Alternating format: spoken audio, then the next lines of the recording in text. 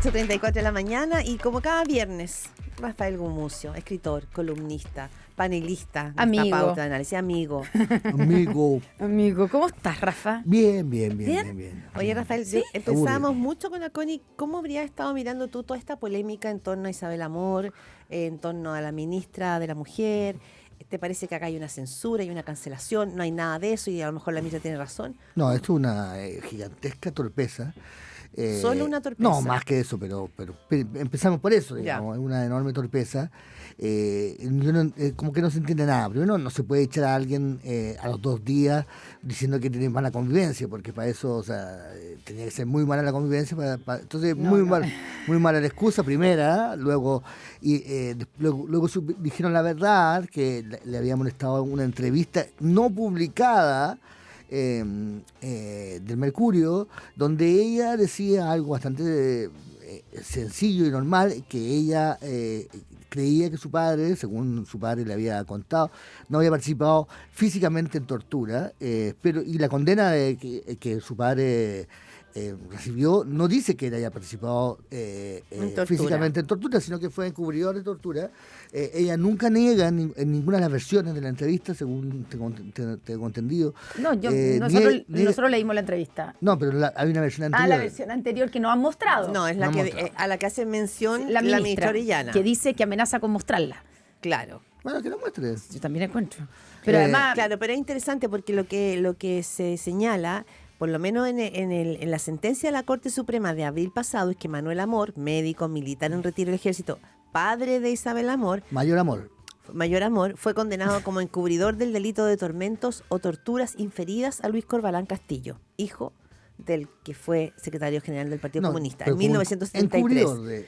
Y cómplice también. Dice encubridor del delito de tormentos o torturas. Encubridor. Sí, lo que pasa es que también, pero también había una complicidad. Claro, él era el jefe de la tienda de campaña. Donde sucedió, por supuesto. Ya, sí. Ahora yo creo que el camino de relativizar si esto es más grave que si fuera él el mismo el autor o no, y que por eso podría haber más posibilidades de que su hija no tuviera acceso a un cargo, es bien peligroso. O sea, finalmente... digamos, el delito del padre es terrible igual, ¿o no? Claro, por supuesto. ¿Estamos de acuerdo? El delito es terrible y... Perdona, la Connie tiene razón. Es cómplice de secuestro calificado. Sí, no solamente la parte de las torturas, también cómplice de secuestro. De secuestro calificado del Estadio Nacional. Él estaba a cargo del hospital de campaña, por supuesto. Sí. Él no puede decir que no supo ni que no sabía nada. Pero lo que está diciendo ella...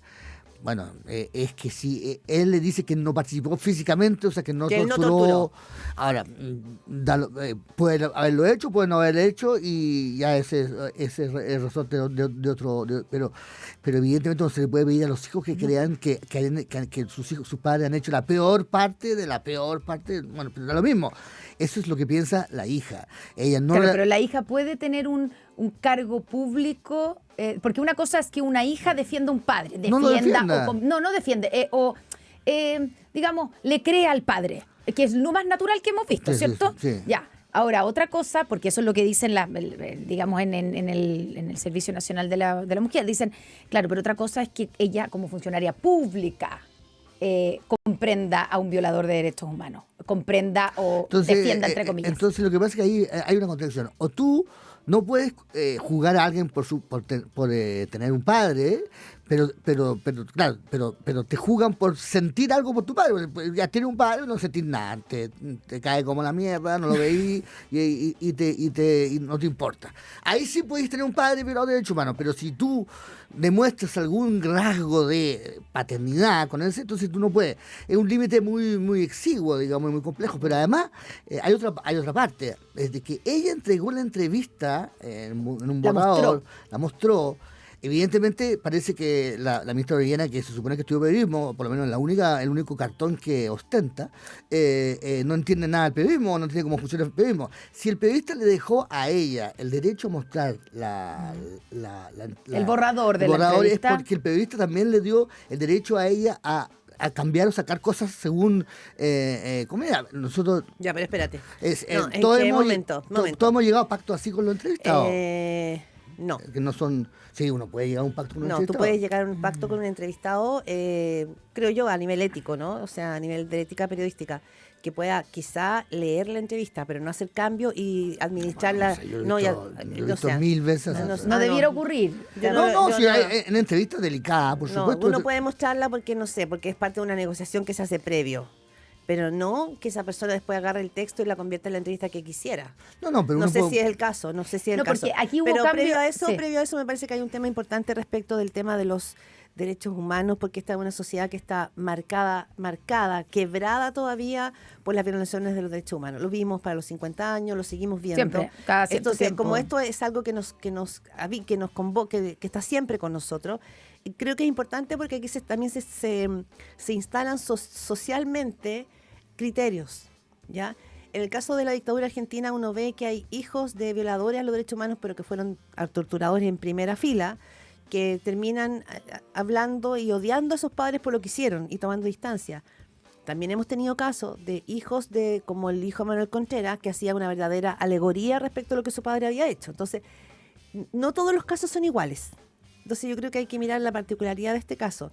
Ella defiende lo que hizo su padre, No. no lo defiende. No. No me parece que en la entrevista lo defienda. No. Para Ella nada. tiene cierta comprensión. O sea, Ella como dice que le preguntó por segunda vez, la primera, después le volvió a preguntar porque habían estado alejados, porque ella dice mi condición sexual, porque ella es lesbiana, al papá lo había alejado, y en la segunda vez cuando entra a la Corte Suprema a dar su sentencia, ella le vuelve y él lo que le dice es que él no torturó de primera mano. Ujú. Esa es la... Sí. Pero está relativizando lo que es que su padre estuvo en el hospital, que estuvo en el Estadio No, Nacional, está- en el hospital de campaña. está dando la versión de su padre. Está Claro. entregando la versión de papá. ¿Lo defiende? No sé si lo defiende. Lo comprende. O lo Atiende. Lo exculpa de la peor posibilidad, peor, porque sí. tampoco el fallo excluye el hecho de No. que lo haya hecho, pero no lo inculpan de esto, que es el máximo de los delitos, que es la tortura. No está probado que haya torturado y tampoco está probado que no lo haya torturado. Pero es la hija. Luego hay varias cosas más. La reacción de la Asociación de Derechos Humanos del Ñuble, que le hicieron que pidieron su expulsión. Del Instituto Nacional de Derechos Sí, el Humanos. Instituto Nacional de Derechos Humanos. También es como muy, por un lado, es comprensible, Claro, porque pero no por comprensible, es menos, ¿cómo se llama? Menos, ¿cómo se llama? Sectario. Porque el argumento que ellos dan es que ella es de derecha. Porque estuvo en la Fundación Iguales. Y la Fundación Iguales se supone que es una fundación de derecha. Yo no tenía idea que... Yo tampoco que sabía. que la Fundación Iguales era igual a la Fundación por el Progreso o a la Fundación Jaime Guzmán. Pero bueno, en la cabeza de algunas personas la Fundación Jaime Guzmán y la Fundación Igual serían las mismas cosas. Pero este argumento de que ellas de derecha, ellas pertenecen a otro mundo, muy propio de algunas organizaciones de derechos humanos, a mí también me preocupa, digamos. Sí. Me importa porque los derechos humanos no son privilegio de nadie.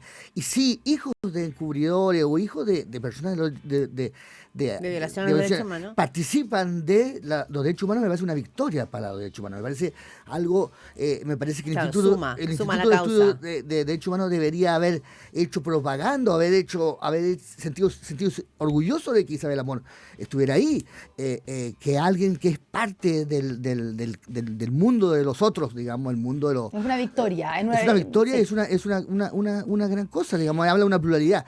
Y lo mismo pasa con el Instituto de la Mujer, digamos. Por supuesto que tener gente que viene de otros mundos o de otras realidades ayuda y enriquece, digamos, el mundo este y la rigidez casi... de la que hace gala la ministra de la Mujer, es realmente preocupante, porque yo encuentro que además ella lo ha hecho bien, ha tenido una buena gestión hasta este momento, pero todo lo perjudica un carácter rígido, falto de matices, realmente stalinista sin Stalin, digamos. Ahora, esto tiene que ver también, o sea, esto de que si eres de derecha o si eres de un sector, además, si eres hija de un violador de derechos humanos, porque eso es, ¿cierto? Sí. Puedes o no trabajar en el gobierno, bueno, porque esa es la primera pregunta, ¿cierto? En el gobierno, esto fue por alta dirección pública, y en ese servicio.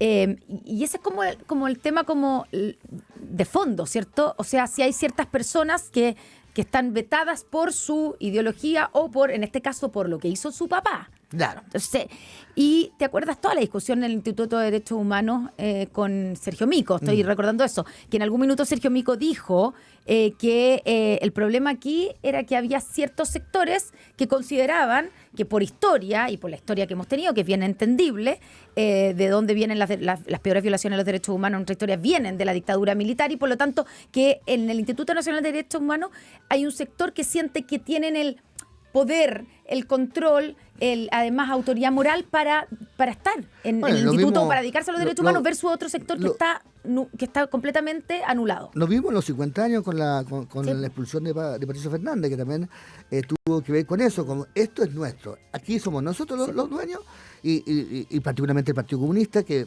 no veo por qué se ha hecho dueño de esto, si el Partido Socialista tiene tantos muertos y tantos desaparecidos como el Partido Comunista, y el MIR otro tanto, y no hemos visto ninguno de esos dos colectivos teniendo esa actitud Ahora, patronal hacia los derechos humanos como la sí, tiene el Partido Comunista. Rafael Gumucio, pero también ahora, bueno, una cosa, porque en el caso del Instituto de Derecho Humano, Gonzalo Contreras salió a defenderla siempre, Isabel Amor, vuelvo a ese punto. No Gonzalo Contreras, se No, llama... Consuelo Contreras. Es que te escuché Gonzalo. Ah, el escritor. Sí, no, nada que ver ahí. No, qué raro. No. Consuelo Contreras. Consuelo. Estoy obsesionado con Porque- Gonzalo Contreras. Sí, yo creo.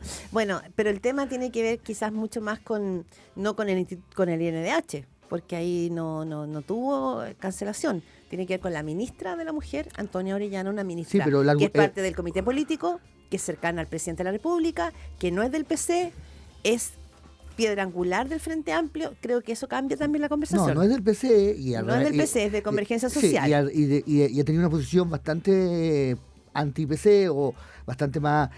sus posiciones en general yo estoy siempre de acuerdo con ella, pero tiene una mentalidad stalinista sin Stalin y sin necesidad de tenerlo, porque no es comunista, de Convergencia Social. Que la ministra Orellana tiene mentalidad de Stalin. Sí, esta mentalidad como muy dura, rígida, de castigar, a ti no, a ti sí, te castigo, como una actitud, por lo menos en este caso ha mostrado una actitud muy digna de los peores años de Stalin, digamos. O sea, y te voy a condenar por... ¿Tiene que ver con la superioridad moral?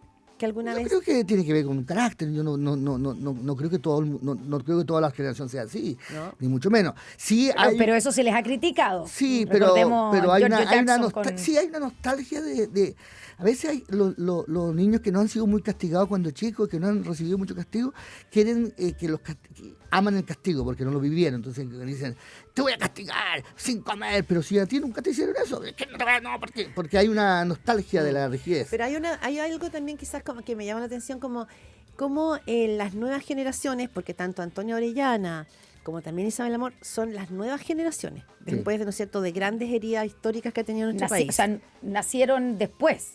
Son totalmente hijos post-transición incluso, ¿ya? O Sí. sea, que esas nuevas generaciones como que reediten, pero de otra manera y de diversos lugares, esas enormes heridas que el país acarrea y en el cual todavía es como que existe discriminación respecto de un mundo y otro. No, pero hay una frase que a mí me parece Sí. digna de Stalin de la peor época. Digamos que cuando la ministra Orellana dice, los dichos, aunque no estén publicados, ya fueron dichos. O sea, lo que Isabel Amor dijo en la entrevista, que no se publicó eso que dijo, sino que se publicó otra cosa, o se publicó de manera... eso ya fue dicho, por lo cual, porque ella osó decirlo, ya lo dijo. O sea, luego, hay un documento escrito con con esas ideas, aunque no haya sido publicado. claro, Eso es lo que quiere decir la ministra. Y entonces te castiga a las personas por haber dicho alguna vez. Falta muy poco para que la castiguen por haberlo pensado. No está dicho, nunca lo dijo, pero lo pensó. Tenemos prueba de que ella un día pensó en esto. Entonces habría que ir y castigarla porque pensó o porque el otro día la vi y soñó. Y soñó que aplaudía no sé, ¿me entendí? Entonces ya estamos entrando a la categoría de lo que se dijo y lo que porque lo que trató de hacer Isabel Amor es se llama control de daño. O sea, vio que podía ser problemática Sí. una entrevista, habló con su jefa, podría no haberlo hecho y chao, pescado, digamos. Sí.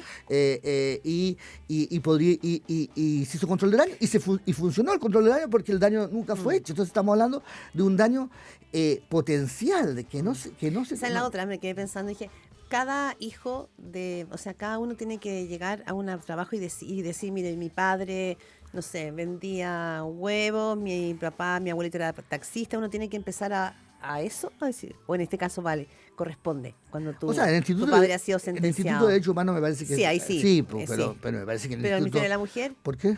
ya. ¿Por qué? No Si sé, tú... sí. Si tú... O sea, en el Instituto Nacional de Derechos Humanos uno Sí. podría entender que haya... Lógico. Y que haya sensación de incomodidad de algunas Sí. personas, pero incluso ahí, bueno, vimos que Consuelo Contreras la defendió. Sí. Pero ¿por qué en el Servicio sé, Nacional? es de una la pregunta. Mujer? No, una pregunta. ahí la única respuesta que lo vi es que, Que hay- es que tú no puedes ser funcionario de este gobierno Eso. y estar tan lejos de lo que este gobierno postulados. de sus postulados piensa. No, pero no, o que la diferencia es lo que yo decía entre lo que dijo la ministra, entre una hija puede relativizar, esas fueron las palabras que ella usó, relativizar, defender a un padre. El funcionario Dice que público son no. comprensibles. Que son comprensibles, pero no el funcionario público. Pero no la el autoridad funcionario, pública. Si la peor versión de lo que ha dicho es que ella le cree a su padre que no torturó, esto un funcionario público lo puede decir, porque no contradice lo que hizo un fallo, no contradice la justicia chilena.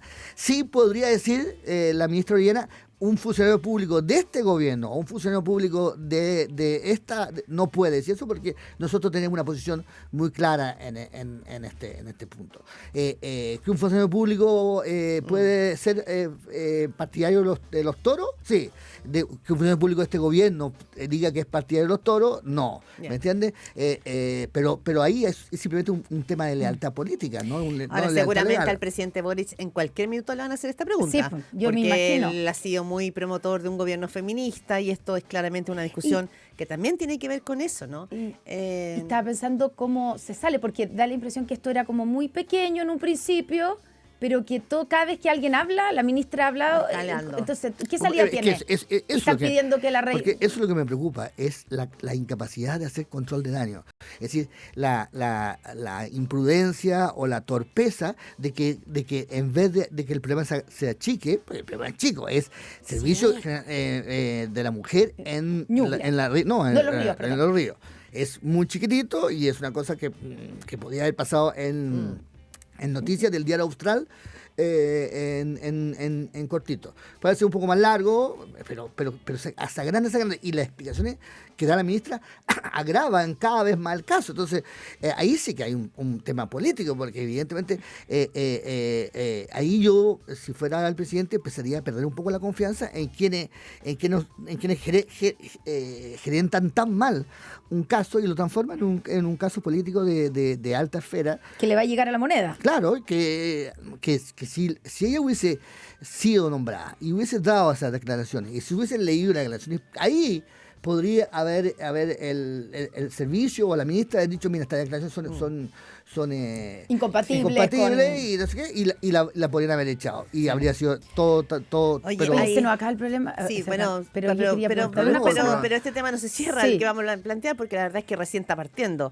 Michelle Bachelet, ¿tú crees que va a ser candidata o no? yo estoy seguro que no, o sea, no. Que no va a Ay, ser no. candidata. No puede Ay, yo ser. encontraba no. que está evidente ¿En que serio sí, que no? ¿Ah? No, ella... Pero tú encuentras que- que no está en campaña con todas estas actividades. Es está que ella está en teniendo. campaña porque ella es campaña, o sea, ella haga lo que haga es campaña, pero yo creo que ella quedó muy malherida, muy cansada, muy... Caso Cabal la dejó sí, muy- No, ellos no creo que tengan ningún deseo.